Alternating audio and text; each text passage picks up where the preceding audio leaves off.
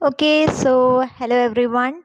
Welcome back to my channel. And I think I should rename this live stream as Comeback or the Return of Bookishly Yours because it took me some time, but I'm finally getting back to YouTube. The reason was that, the past few days, I've been preparing for competitive exams as well, and my exams are fast approaching. The dates are very near. It's declared, the hall tickets are declared. So I was more focused on preparing for the competitive exams, and somewhere along the way, I was not able to upload any video here. I was not able to come to YouTube as much as possible. So that's why I lost a lot of days. I'm aware of that, and I didn't want to leave this as some unfinished project or anything, because this is not a project for me.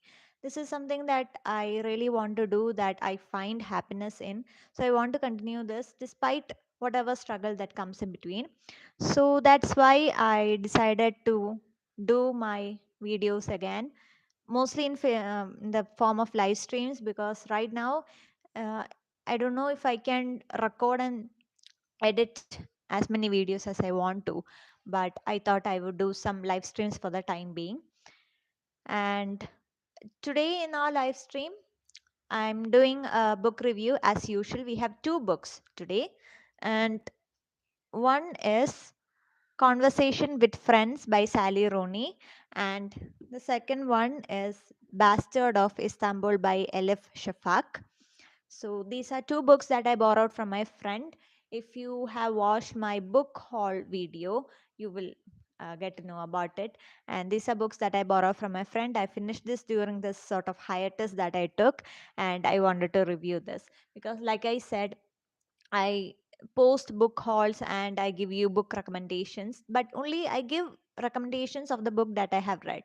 And while doing the book hauls, I had given you a promise that whichever book that I introduce in the form of a book haul or a book recommendation, I will read it. And once I read it, I will give you a review of that. And this is my promise. This is something that I want to do.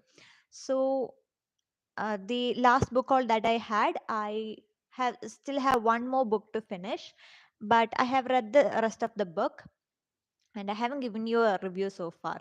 That was when we took that little bit of a break.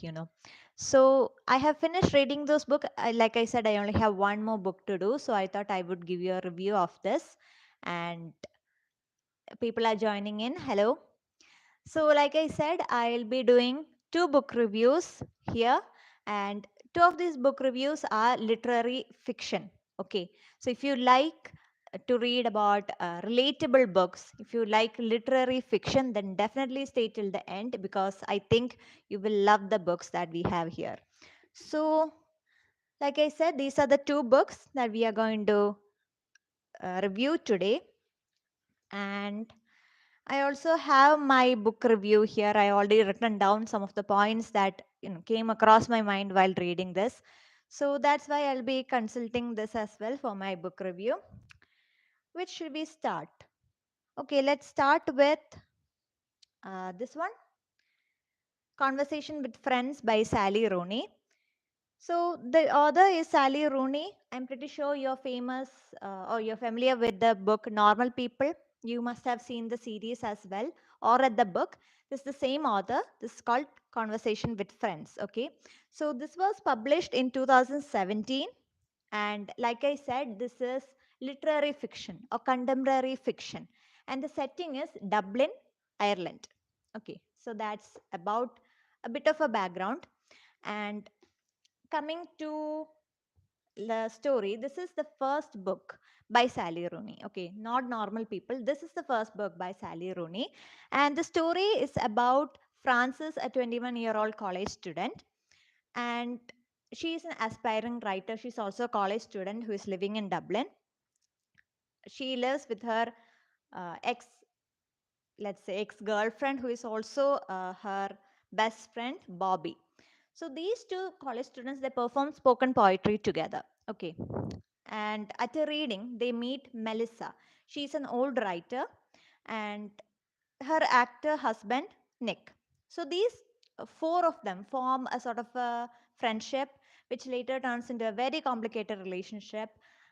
where, you know, I don't know how to describe it, but let's just say there's a lot of flirtation going around between Bobby and Melissa and Nick and Francis. And somewhere along the way, Francis and Nick starts to have an extramarital affair. And likewise, we see Bobby and Melissa coming together as well. So that's why I said this will turn into a very complicated relationship. And all of the story follows, Francis's point of view, how she gets into an affair with Nick, and how all this affair sort of mm, gives her a lot of struggle as well. It mainly talks about her health, her relationship with her father, and her own insecurities and emotional detachment. So that is mainly the book is about. The book talks about a lot of mental health issues like emotional, the depression, and how, all these emotional inattachment or indifference, somehow somewhere along the way, it the impact it can have on a person is very drastic, much more than we can really think about, we can really understand. And it also talks about age, status, beauty. Mainly, it talks about the emotional unavailability in a relationship, and also talks about class, because we see this contrast wherein we talk about Bobby and Francis. They are the working class background, they are college students, they perform spoken poetry to sort of make up their livelihood. And then we meet Melissa and Nick. Like I said, they're a writer actor duo, and they have this luxurious, lavish lifestyle, which really contradicts the background that our main characters come from. So that's something that we can really see in this book. And what else? The writing style. I really like the writing style because it's very simple, and it's very minimalistic. And I love the way the author, you know, addresses the main theme, that is this relationship, this extramarital affair that has been having. She doesn't romanticize it or idealize it. We often see this in some books or movies or even series. We see things like this getting romanticized, getting idealized, and being portrayed as normal. But in this book, there's no sort of a disillusionment, and she portrays it as natural as she can be, and realistic as well. And that's one factor that I really liked about this book, and that's why we can call this, a good literary fiction as well. So my final thoughts are that this is a very deep literature. If you want a brain rot, or if you want to be read something that is brain dead, don't go for this book. This is a deep reading. It talks about, like I said, talks about complicated things as well. So if you want something that is a bit complex, a bit realistic, and something that is very rooted, then definitely go for this book. For me, this is the first time I'm reading a book by Sally Rooney. I have not read Normal People. I have not watched the series. So I'm not sure about it, but I will read or watch the series in the future. But if you have watched the series Normal People or read the book by Sally Rooney or any other book, then do let me know what you think of it. What do you think of the author? And if you have any recommendation, be sure to type it out in the comment section, okay? So with that, we are going to the next book, that is The Bastard of Istanbul by Elif Shafak. And this was published in 2006 in Turkey, in Turkish language, and in 2007 in the English language. And like I said, this is also a contemporary fiction, a literary fiction. You could also call it a historical fiction, because the book talks about the history of Istanbul and Armenia. And the major part of the story happens in Istanbul itself. With There are mentions of America, and there are mentions of Armenian history as well, but majority of the setting is Istanbul itself. So, okay, so the story is about two families, one Turkish and one Armenian, and how their history is intertwined with each other, and how the family itself, they go through this collective consciousness. And collective consciousness is something that literature students will know, something that is rooted in our history of the nation. We as a generation may not have gone through it, but our ancestors may have gone through it.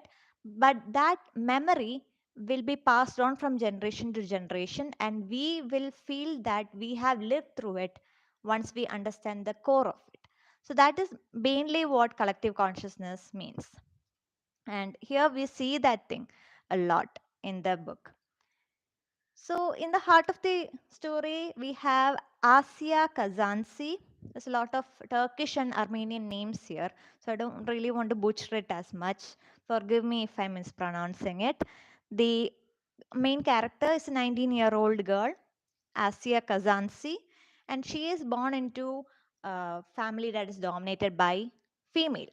So, it means that the family is full of women characters only. The male members have died either by accident or by suicide. And the reason is that the family believe there's a curse that is happening. The male members die invariably, I believe, beyond, no one lives beyond the age of 40. Okay. So that is the story. There are no male members and there are only female members, and Asia is the latest, member. So someone is asking for my name. I am Niranjana. If you have gone through my YouTube channel, you will know about it. I'm Bookishly Yours. That is my YouTube channel as well, where I talk about books and book recommendation. So do check it out. And like I said, we are coming back to our review. So we have Asia, and she's a bastard child of the youngest member of the family, Zeliha Kazansi.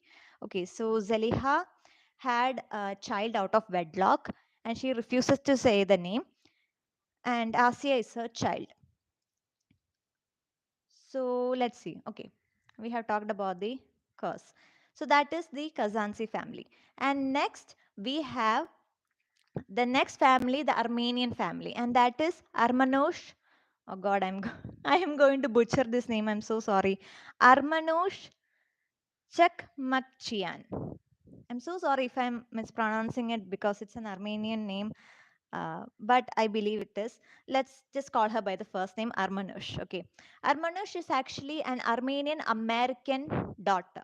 Okay, her father is Armenian, her mother is American, and she feels that void. She is stuck between Armenian culture and American culture. Okay, she's someone who goes through that sort of a dilemma, but she really wants to get to know her own culture, the Armenian culture, and the Armenian history as well.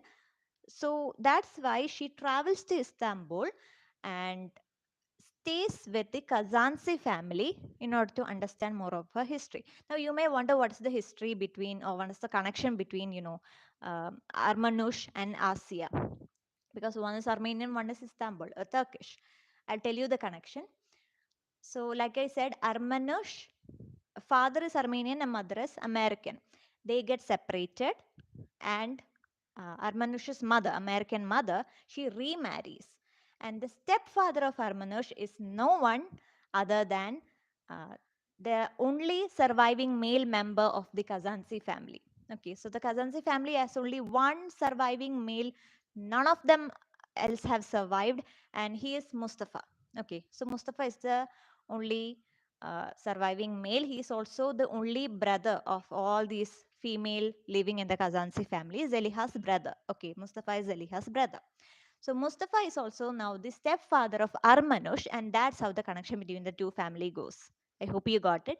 So that's why Armanush comes to Istanbul in order to understand the history behind her own culture and the nation, and ends up staying with the Kazansi family. Okay, so that's how uh, she comes to Istanbul to stay with the family, and we this is where we particularly get to know about the history of Turkey and particularly something that is called the 1915 Armenian genocide. That is really a historical event, and we get to know about it. So that's why this book is particularly called as historian fiction as well, or historical fiction as well, because we get a bit of history, a bit of a fact along with fiction. So if you like that sort of a book, if you like to read, fact with fiction, then definitely check out this book. So here the book mainly talks about memory, like I said, collective consciousness. It talks about history, real actual historical events that have taken place. And it talks about identity and culture and heritage, because no matter whichever nation we belong to, we always have that culture. We share a culture, we share a history, a common history, and a heritage and an identity, right? It doesn't matter which nation you belong to or which religion you belong to. We all have that element of culture, heritage, tradition, everything. So this book talks about that. And there is also the contrast between Eastern and Western culture, and also about feminine power and generational trauma. So we see it's a feminine perspective. It's told by female characters, it talks about female characters, and so we can say this is a feminist fiction as well. So that's one of the reason I really like the book. I really like the narrative, I really like the storytelling. And again, it is very descriptive and realistic at the same time. And let's see, what else? A fun fact about this, though, I found a fun fact about this book is that it was also a topic of controversy. This book was a topic of controversy as well, because mainly I told you it talks about the genocide. So a lot of people found that the book feels that the book was insulting the Turkishness, and under Turkish penal code, the author Shafak was charged, mainly due to the open references with the Armenian genocide. And the charges were eventually dropped, but this really sparked the debate altogether, because whenever we talk about genocide as a whole, there's a lot of controversy. It's a controversial topic. So like I said, the novel has a lot of acclaim, has a lot of praise for the way it talks about the story, where how the story spans out. But at the same time, when you deal with something that is historical, there's a lot of controversy, a lot of events, people's names, maybe. It always sparks some sort of a debate. But that is what it is. And debates are good as long as it is healthy and it is rooted in fact. That's something that I believe. And like I said, something like genocide, as cruel as it does become a part of historical events. We have seen countless of genocides throughout history, okay, no matter which nation uh, it is associated with. But again, it could be a topic of debate, as long as we respect the fact and stick to the fact. So my final thought is that this is a beautiful, beautiful novel, especially with the fact where it talks about fact and combine the fiction as well, to the point that we don't know, we can't really differentiate it. The storytelling is very beautiful. That's what I really enjoyed. And I also got to know about a lot about Turkish culture and Armenian culture as well through this book.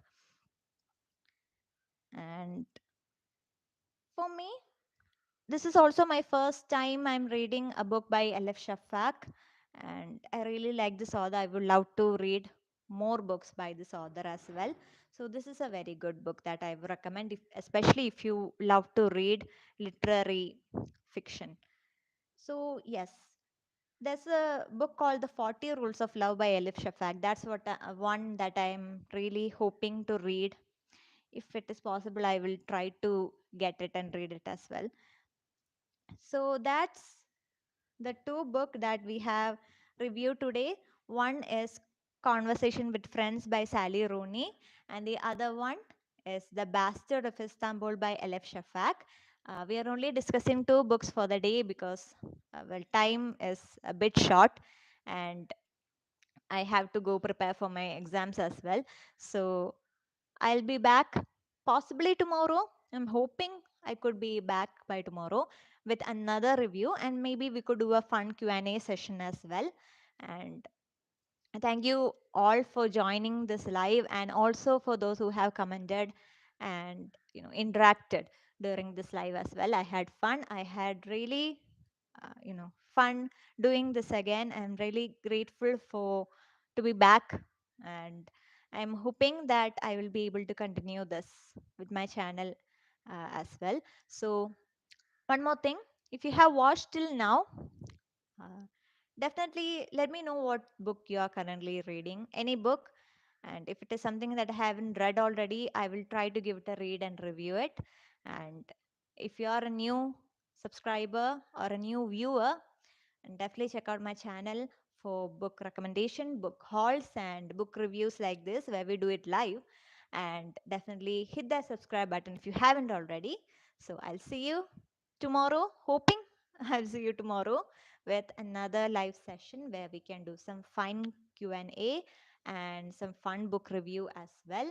So till then, I really hope you guys have a really good day, and I'll see you soon. Happy reading. Bye.